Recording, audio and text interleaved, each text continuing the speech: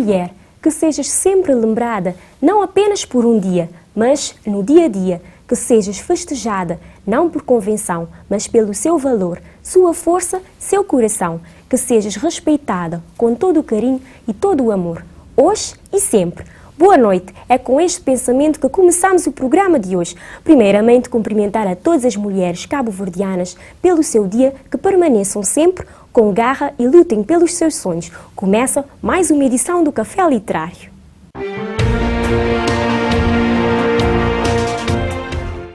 A nossa sugestão da leitura para hoje é o romance Persuasão, da autora inglesa Jane Austen, que, a par de William Shakespeare, é um dos maiores nomes da literatura inglesa. Apresentamos assim que está em casa um resumo da vida e obra da escritora. Jane Austen é uma das mais celebradas representantes da literatura inglesa. Ao longo do tempo, sua obra permanece suscitando grande interesse nos meios académicos, gerando estudos das suas várias dimensões, como, por exemplo, a estética e a história. Nascida a 16 de dezembro de 1775 na Inglaterra, filha do Reverendo George Austen e de Cassandra Austen, foi a segunda mulher dentre 7 irmãos. Quando completou 8 anos, foi enviada a um internato junto da sua irmã Cassandra para receber a educação formal. Seu contacto com os livros vem do acesso à biblioteca da família. Em 1797, Austen já havia escrito 2 romances, Razão e Sensibilidade e Orgulho e Preconceito. Oferecidos pelo pai da inglesa a um editor, os livros foram rejeitados. A publicação dos títulos ocorreu só em 1811 e 1813, respectivamente, assinados com o codinome de Uma Senhora. Aos 17 anos, escreveu seu primeiro romance, Lady Susan. Seu segundo livro, Orgulho e Preconceito, 1797, tornou-se sua obra mais conhecida, embora inicialmente tenha sido mal visto pelos editores, o que levou por algum tempo a ser discriminado no meio editorial. Depois conseguiu publicar o romance Razão e Sensibilidade, cujo sucesso levou à publicação, ainda que sob pseudônimo, de obras anteriormente recusadas. Vieram outros grandes sucessos como Mansfield Park, 1814 e Emma, 1816, romances nos quais buscava retratar a sociedade da época e a busca da mulher pelo melhor casamento, como a única forma de ascender socialmente. As aparências são apresentadas pelos diálogos e contradições dos personagens. É um texto carregado de ironia. A proximidade de seus textos com a sua vida levam a uma leitura autobiográfica da obra de Austen.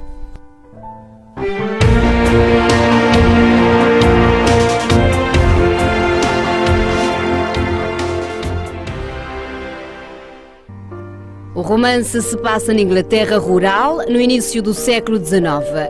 Anne Elliot, filha de Sir Walter Elliot, um vaidoso baronete, apaixona-se por Frederick Wentworth, um jovem inteligente e ambicioso, entretanto pobre e sem tradições. Por esse motivo, é persuadida pela família a terminar o romance e refutar os seus sentimentos. 8 anos depois, o destino fará com que Anne e o seu grande amor se cruzem novamente. Já não tão nova como quando o conhecera, discriminada pelo pai, que a trata com frieza em detrimento da sua irmã, Elizabeth, que é admirada e valorizada. No entanto, mesmo se sentindo subestimada, ela não consegue deixar de se preocupar com as dívidas da família que estavam se tornando maiores a cada dia. Por isso, quando Lady Russell, amiga da família, expõe todos os problemas pelos quais a família Elliot passará se não economizar, Anne dá o seu melhor para encontrar uma solução viável para todos. Contudo, por saber que sua ajuda não será estimada por seu pai e por sua irmã, ela permite que sua amiga fale por ela, já que todos consideram Lady Russell uma dama de perfeito discernimento, cujos conselhos poderiam ser seguidos sem temor, e em poucas horas se vê em volta de todos os preparativos para uma mudança. Para Anne era difícil se imaginar tão longe da sua vida pacata em Kelly's Hall. Por isso, decide não seguir de imediato a sua família e prefere ficar algum tempo com a sua irmã Mary em Uppercross, a residência dos Musgrove, que estava localizada a poucos quilómetros da sua casa. Mas para sua profunda infelicidade, logo depois toma conhecimento de que os inquilinos de seu antigo lar não eram nada menos do que parentes do capitão Wentworth, o homem a quem ela amou de modo profundo no passado, mas que por causa de uma escolha errada de sua parte havia saído da sua vida sem pretensões de voltar. Diante da perspectiva de encontrá-lo a qualquer instante, Anne tenta negar para si mesma todo e qualquer sentimento que ainda possa ter por ele. Porém, quando ela é obrigada a estar frente a frente com Frederick novamente, tudo o que ela pensou não existir mais volta com força total e tem que encarar as decisões que tomou no passado, sendo sincera sobre o que de facto sente. Agora, confrontada pelo facto de Frederick cortejar sua amiga vizinha, Louisa Musgrove. Após encontros e desencontros, o casal supera o passado. Buscando se libertar das mágoas e dos receios, eles se reaproximam, se perdoem e juntos trilham um só caminho. O romance é também um atributo ao homem de iniciativa através do personagem do capitão Frederick Wentworth, que parte de uma origem humilde e que alcança influência e status pela força de seus méritos e não através da herança. A nossa convidada para o café de hoje é a doutora Lígia Fonseca, ela que é primeira-dama de Cabo Verde, mas também mãe, esposa, advogada, para uma conversa sobre a figura feminina. Boa noite, primeira-dama, doutora Lígia Fonseca. Obrigada por ter aceito o nosso convite para hoje termos uma conversa sobre a mulher.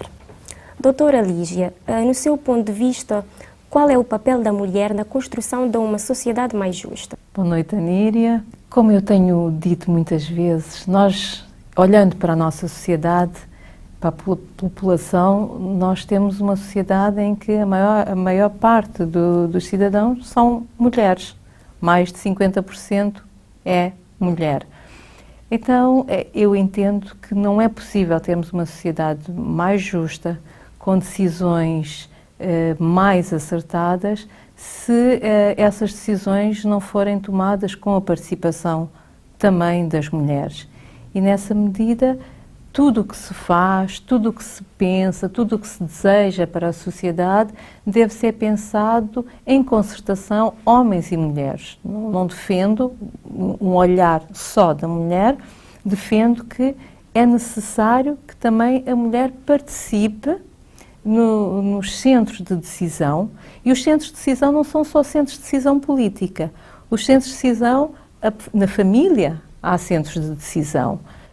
Nas atividades profissionais, nas atividades desportivas, em todos os momentos em que é preciso decidir sobre a sociedade, decidir sobre o grupo, essas decisões serão naturalmente melhores, melhor aceites pelos membros da sociedade, se forem tomadas em concertação, quer por homens, quer por mulheres. E, portanto, a participação da mulher é essencial, é fundamental para podermos construir uma sociedade mais justa. Em termos da igualdade de género, em que patamar, no seu ponto de vista, está Cabo Verde? Temos um percurso feito que é de elogiar, que nos orgulha, mas temos a perfeita consciência de que ainda temos mas muito mesmo para fazer. Os preconceitos não desaparecem de um dia para o outro, eles vão se propagando, e mesmo nós que estamos mais atentas para a existência desses preconceitos, somos também fruto desses preconceitos, e muitas vezes no nosso dia-a-dia, na nossa maneira de estar e de ser, acabamos por propagar e repetir situações que nós sabemos que estão erradas. Portanto, a nível da sociedade é preciso mais do que termos boas leis. E também temos que ver que nós temos, e como sabe eu sou advogada, não é? E muito ligada ao direito, nós temos há muitos anos, e há sempre esta preocupação de ter leis justas, no sentido de que leis que tratam homens e mulheres da mesma forma. Estas leis que aparentemente são mais justas, são as mais adequadas, podem não ser. Porque nós estamos a tratar da mesma maneira muitas situações que são diferentes. Nós sabemos que as mulheres têm mais sobrecarga de trabalho, têm mais responsabilidades dentro da família. Então, quando legislamos, por exemplo, a nível do trabalho, da legislação do trabalho, de apoio à participação da mulher na vida profissional, se calhar temos que criar algumas leis que privilegiem as mulheres, que facilitem a participação das mulheres nas várias áreas da sociedade, de forma a que elas possam começar a participar mais, a sociedade perceba os benefícios desta maior participação e, naturalmente, depois comece a aceitar como essencial que tudo seja decidido com a participação de homens e mulheres. E isto significa também termos cuidado em situações em que a participação dos homens, dos rapazes, começa a diminuir ou a ser descuidada. Por exemplo, na educação, os dados, os números estão aí a mostrar que há mais abandono escolar por parte dos rapazes. Há menos aproveitamento dos rapazes. Não é isso que nós pretendemos.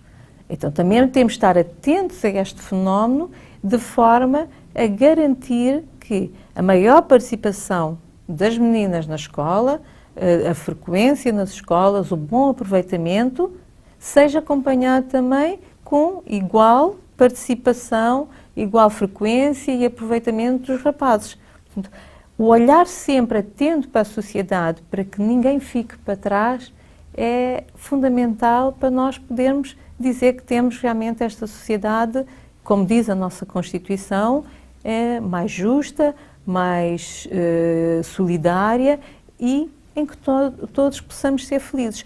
As mulheres não podem ser felizes se neste seu percurso de melhorar deixam para trás os homens ou criam situações de menos benefício para as famílias, da mesma forma que não podemos ter uma sociedade feliz se temos homens com todas as oportunidades e as mulheres com todas as responsabilidades e com todas as dificuldades, como efetivamente ainda acontece. Qualquer uma de nós que tem uma vida profissional ativa sabe que, para além dessa vida profissional ativa, tem todas as responsabilidades familiares. E nós temos sempre esta preocupação de eu não quero descurar a minha família. Eu quero participar, quero ter uma vida profissional ativa, mas eu não quero, de forma nenhuma, que os meus filhos fiquem abandonados. Então, nós temos que trabalhar de forma que a participação na vida profissional possa ser boa, sem prejudicar a proteção da família. E, portanto, se calhar algumas responsabilidades familiares que ainda recaem essencialmente sobre as mulheres tenham que começar a ser repartidas também pelos homens. Há dias conversávamos muito concretamente sobre este assunto e eu dizia, a licença de maternidade é importante, a mulher precisa, e algumas mulheres diziam, mas temos que aumentar o tempo da licença de maternidade. E eu chamava a atenção, se calhar havia de proteger a mulher, de criarmos o que nós queremos, que é uma sociedade em que a mulher possa participar mais na vida profissional, não seja através do aumento da licença de maternidade, nestas circunstâncias que temos, mas se calhar alargar a licença da paternidade. Exato.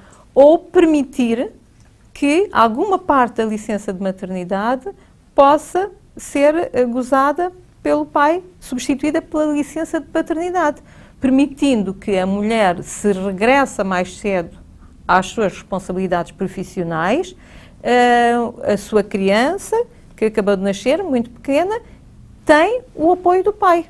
E, portanto, os pais sentem-se também muito mais responsabilizados, porque eles é que começam a ter de ir às consultas médicas, eles é que estão no dia a dia com a criança, mesmo os laços que se criam também com o pai começam a fortalecer-se de uma maneira diferente. E é assim que nós conseguimos trabalhar o conjunto do que nós pretendemos. Melhorar a participação da mulher na sociedade, na vida profissional, na vida política, sem prejudicar a proteção que pai e mãe têm de garantir aos seus filhos. E quem fala dos filhos fala noutros membros da família, os mais idosos, por exemplo, que muitas vezes, quando já estão em casa, impossibilitados de sair e que precisam de cuidados, de mais cuidados, também os estudos recentemente apresentados mostram que quem tem esta tarefa são as mulheres. Então temos que trabalhar que esta tarefa seja assumida também pelos homens e que eles tenham tempo para assumir com naturalidade. Temos sempre de, ao olhar, ao criarmos o sistema, pensarmos no total. Não se pode ter visões, olhar só como é que vamos promover a mulher e dar todos os direitos à mulher. Esses direitos muitas vezes não podem ser exercidos porque por trás fica toda uma série de questões, de responsabilidades que não estão protegidas. Eu posso dar 90 dias. Neste momento a licença de maternidade são 60 dias. Era bom que se pudesse aumentar. Se nós tivéssemos um sistema económico em que se pudesse aumentar, era ótimo. Mas na atual conjuntura como está, entre contratar um homem e contratar uma mulher, o que é que acontece? Contratam um homem, porque sabe que não vai correr o risco de, no percurso da vida profissional, ter que prescindir de uma pessoa, de um trabalhador no qual se está a investir com formação, com experiência e tal, e que de repente deixa de trabalhar e deixa de trabalhar por 60 ou por 90 dias. Naturalmente, que o empregador, que a pessoa que tem que gerir uma empresa, vai dizer, bom, prefiro contratar um homem.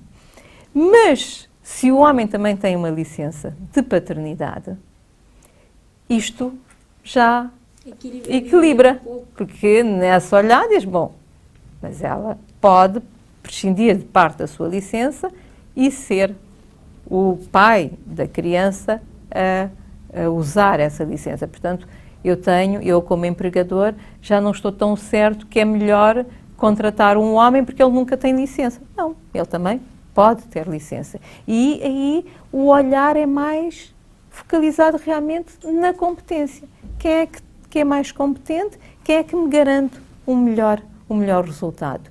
Porque num olhar justo de oportunidades, as mulheres conseguem, com o seu mérito, com as formações que têm hoje, com as habilitações que têm hoje, concorrer em mesmas circunstâncias com qualquer homem. Doutora, infelizmente em Cabo Verde ainda nós deparamos com uma realidade que é a violência doméstica.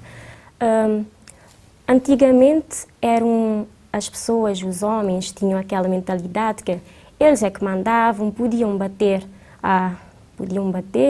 e as pessoas já aceitavam aquilo. Hoje não. Hoje nós vemos cada vez mais mulheres a tomar a iniciativa de denunciar os companheiros que cometem as agressões. Relativamente neste sentido, o que é que pode falar-nos sobre? No que diz respeito, sabe que esta preocupação da violência baseada no género, e mais concretamente, ou mais vulgarmente tratada como violência doméstica, tem sido, nos últimos anos, muito analisada e tratada pelas instituições como uma situação que tem mesmo de ser olhada e encontrar as soluções. Nessa perspectiva, desde 2010, existe legislação específica para lidar com esta situação da violência baseada no género. Nós sabemos que o Código Penal já punia as agressões físicas, mas isso não era suficiente, porque a agressão física entre dois iguais é motivada por qualquer outra situação. A violência entre alguém que tem poder sobre quem está sob o seu poder é totalmente diferente. E, portanto, toda a compreensão deste fenómeno está presente, está, como se costuma dizer, na ordem do dia de todas as nossas preocupações. E isto tem levado que situações que pareciam naturais, ou que se apresentavam como naturais, hoje sejam olhadas por todos como completamente inaceitáveis.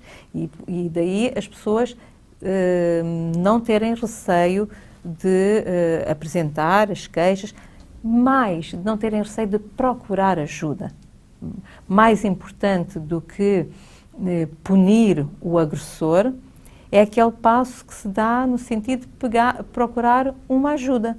Porque punir o agressor resolve aquela situação pontual, mas não melhora o contexto todo. E por isso, quando dentro das famílias se tem esta consciência de que a violência doméstica no seio da família é prejudicial, não só para a mulher, para a mãe, para a esposa que está a ser agredida, mas para os filhos, para a estabilidade inclusive do próprio agressor. Quando se tem esta consciência, sabemos quais são as soluções e os remédios que temos de procurar. E isto tem sido feito, penso, com algum sucesso. Nós não temos tantos casos de situações dramáticas de morte, por exemplo, resultante dessas situações, como nós encontramos em países vizinhos ou nos quais nós temos um contacto mais próximo. Mas temos ainda muitas situações em que isso acontece. E ainda que não cheguem às situações extremas, muitas vezes caminham para lá, como há um ou outro caso de vez em quando aparece e nós nos perguntamos como é que é possível a situação ter chegado a este ponto. E existe cada vez uma maior atenção de todos nós, das instituições policiais, mas também das instituições de apoio, das organizações governamentais, ou mesmo do próprio ICIEG, que tem esta tarefa de ajudar as famílias a identificar estes problemas e a combater. E nas situações extremas, de retirar do seio familiar o agressor ou o motivo que causa toda esta agressão.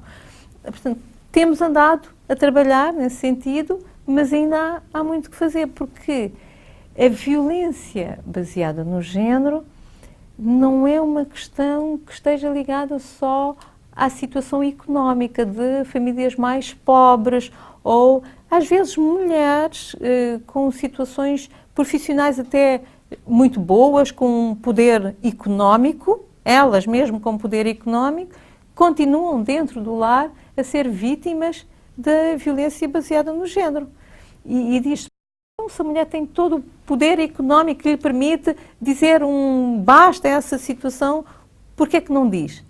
Porque muitas vezes não é fácil uma mulher que é olhada pela sociedade como uma mulher vencedora, como uma mulher que consegue mais do que outras mulheres, ter de admitir que ainda também é submetida a práticas como eram ou como outras mulheres ainda são. Portanto, há muitos problemas que têm de ser tratados. E por isso é que nós costumamos dizer que temos, a primeira coisa é as vítimas, quer sejam as mulheres, os filhos, têm de ser protegidas no sentido de sentirem que numa situação em que se sentem mal, em que são humilhadas, às vezes não há agressão física, mas há agressão verbal, psicológica, que é terrível, que leva até muitas mulheres ao suicídio, muitos filhos ao suicídio, ou a entrarem na droga, pelo ambiente de instabilidade gerado por esta violência psicológica que existe dentro de casa.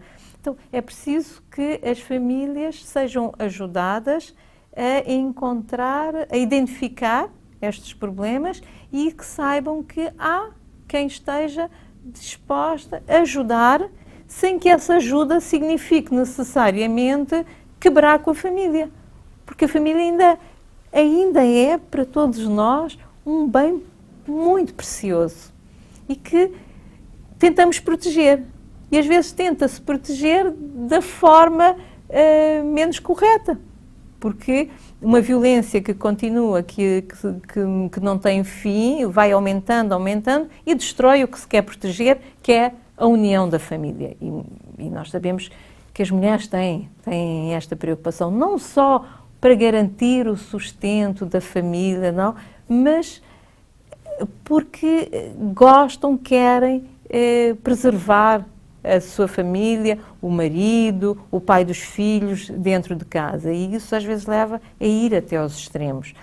Então temos que estar atentos, transmitindo sempre mensagens das formas que conseguirmos, diretamente, indiretamente, de que numa situação em que precise de ajuda, há pessoas especialmente preparadas para dar ajuda e para ajudar a família a melhorar, se for possível, e se o caminho tiver de ser mesmo por se separar os membros da família, que assim seja, para que se possa preservar ainda outras coisas mais importantes, que é o amor, o criar-se o respeito e abrir-se um caminho para haver uma esperança.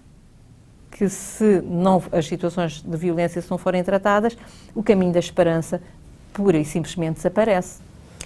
Doutora Lígia, nós vamos então ao romance que nós elegemos para esta semana, que é a Persuasão, de uma autora inglesa de nome Jane Austen, que fala sobre o amor de uma moça por um homem pobre. A moça é abastada, a família tem estirpe, né, tem status, mas a família é contra esse relacionamento pelo facto do homem, do rapaz, ser pobre. Trazendo um pouco esse tema para a nossa realidade, nós deparamos muitas das vezes com moças que, independentemente do sentimento, preservam a imagem, o status. Mais vale a aparência do que o amor. Relativamente a esse tema, em que ficamos? Nós vivemos hoje tempos em que a imagem é tudo. As pessoas gostam de exibir bons produtos, boas roupas, o último telemóvel que sai. A sociedade toda está muito virada para o consumismo. Todos os dias, este ano sai uma marca de telemóvel, no final do ano já está a sair uma ou outra melhor. E então há esta preocupação das pessoas quererem ter sempre o que é melhor para mostrar que podem.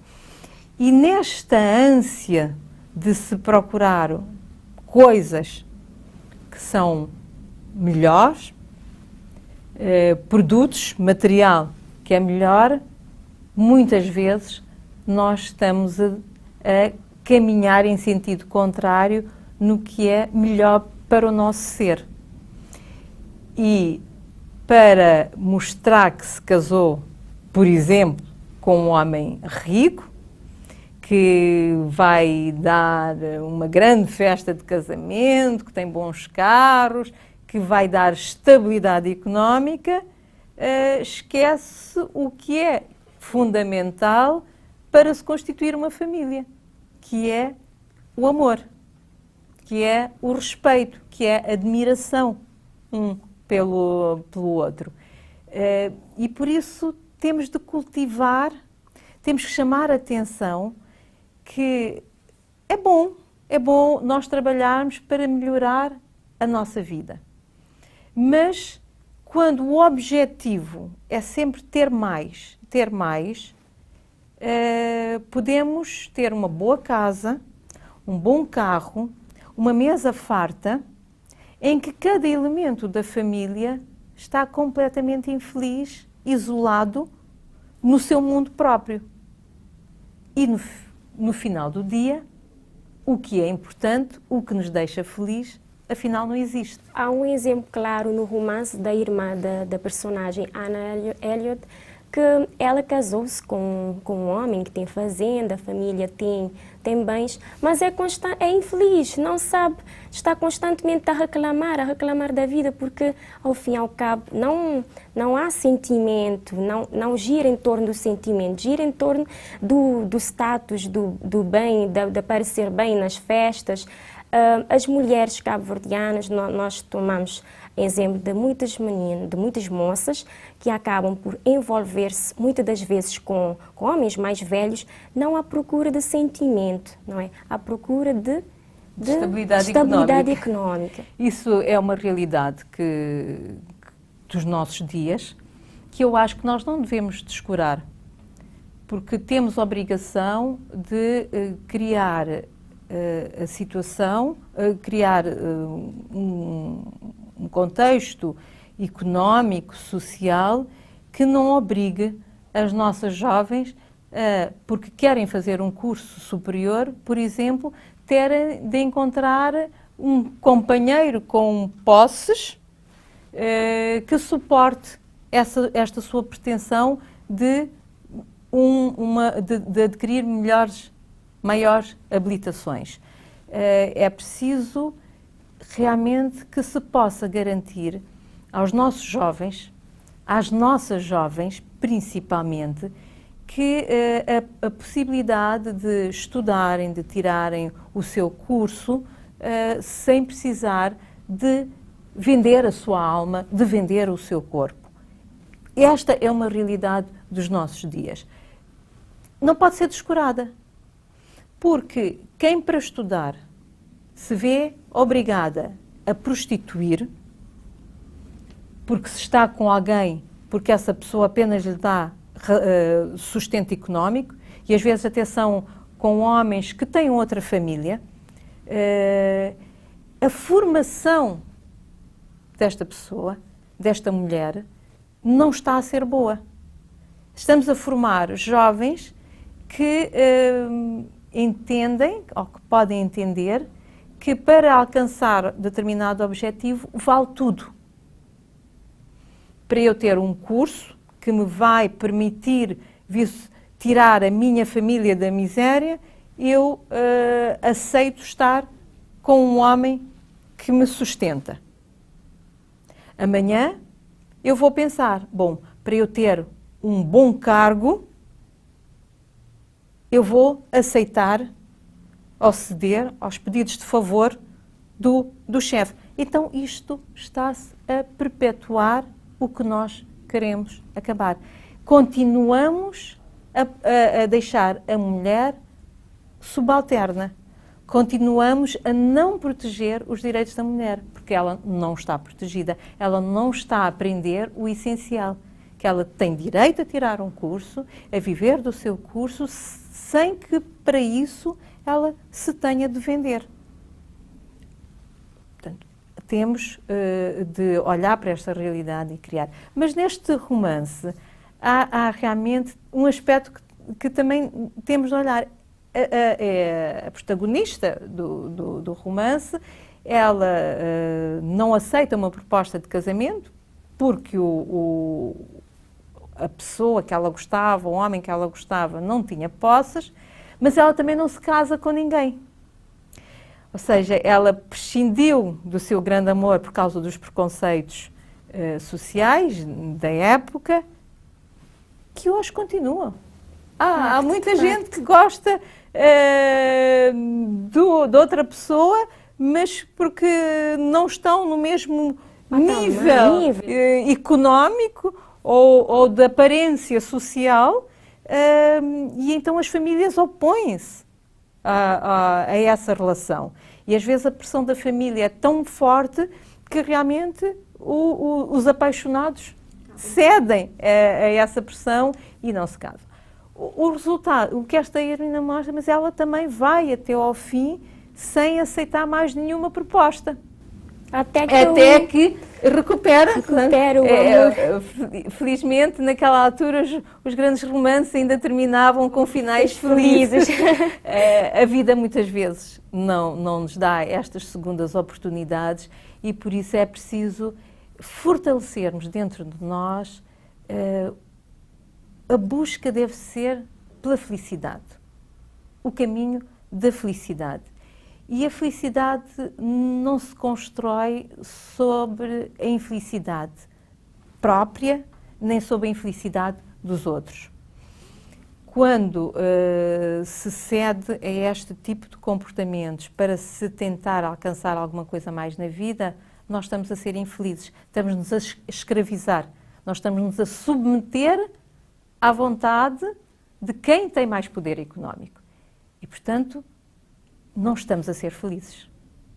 O caminho, e eu tenho falado muito sobre este assunto com os nossos jovens nas escolas, que é uma coisa que me dá imenso prazer, ir aos liceus e falar com os jovens, ouvir, questioná-los sobre estas coisas e ouvir que são eles próprios que falam destas situações, que dizem que as meninas namoram com homens mais velhos que aparecem no liceu com bons carros ou com bons telemóveis, exemplos dados por eles. Eles próprios identificam estes comportamentos como comportamentos que não são aceitáveis.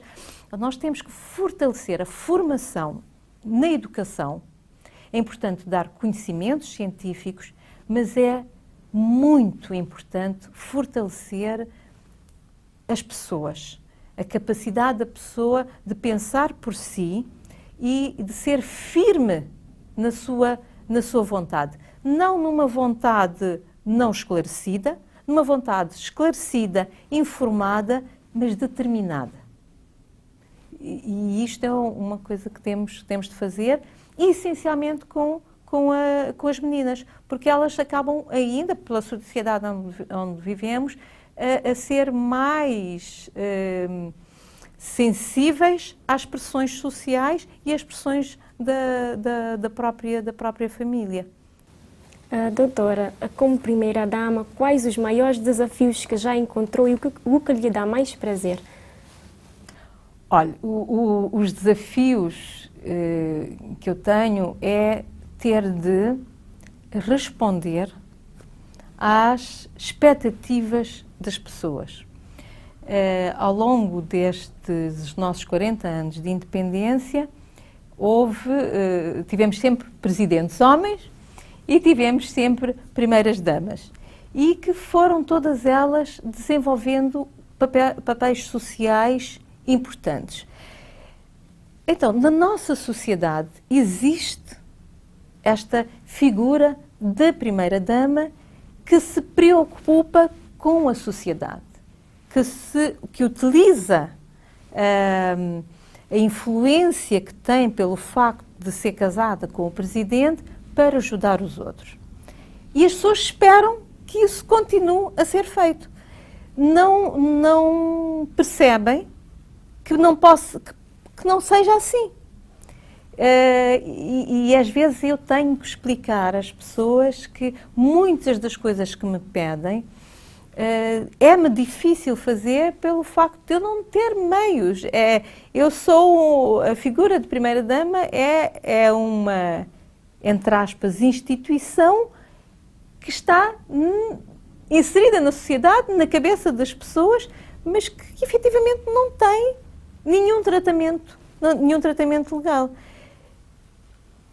Como, no meu caso concreto, eu tenho muito apoio do meu marido, muito apoio do Presidente da República, eu consigo organizar-me de forma a estar presente nas solicitações das pessoas. Vai-me perguntar, consegue responder sim a tudo? Eu vou-lhe dizer, se calhar não consigo responder sim à maior parte das coisas. Não consigo responder sim quando são apoios, pedidos de apoio financeiro, ou pedidos de emprego, que são os grandes problemas que existem. Mas consigo responder dando orientação às pessoas. Se eu digo, bom, eu não consigo dar um emprego porque eu não tenho forma de arranjar empregos para as pessoas. Mas utilizo os meus contactos que eu tenho, quer profissionais, quer sociais, para encaminhar os currículos que me chegam e pedir às pessoas, olhe, se surgir uma vaga, olhe para este currículo e veja se lhe interessa ou não. Evidentemente que eu não posso pedir a uma empresa que empregue uma pessoa só porque eu estou a pedir. O máximo que eu posso pedir é que olhe para estes pedidos que eu tenho na mão e veja se há alguma possibilidade de ajuda. Falo muito com as pessoas, oriento, porque muitas vezes as pessoas têm todas muita vontade de trabalhar, mas muitas vezes não sabem como fazer. Não têm acesso ao crédito, não conseguem montar um negócio, mas há instituições que financiam de microcrédito. Então, eu volta e meia telefono para essas instituições e mando para lá as pessoas, por favor, ajudem esta mulher, geralmente são mulheres, a montar o seu projeto de negócio. Analisem com elas se é viável, se não é viável. Porque muitas vezes as pessoas obtêm financiamentos, mas porque o projeto não foi bem organizado, empenham-se mais nesse projeto. Um grande trabalho à frente. Diariamente acordamos como mães, como mulheres, como profissionais, com uma série de desafios para vencer. Temos vencido muitos problemas. Podemos continuar a vencer.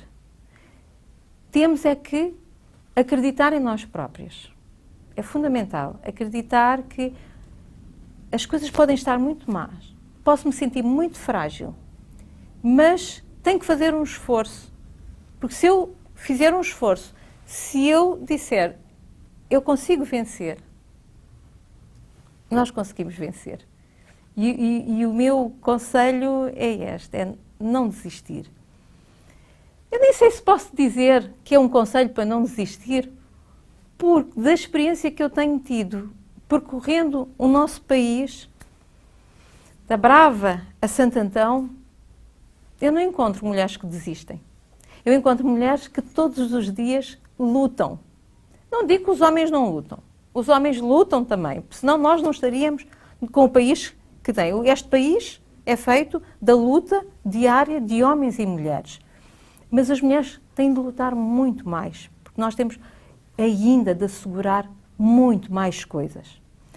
Temos de continuar e temos de ser firmes na defesa dos nossos direitos.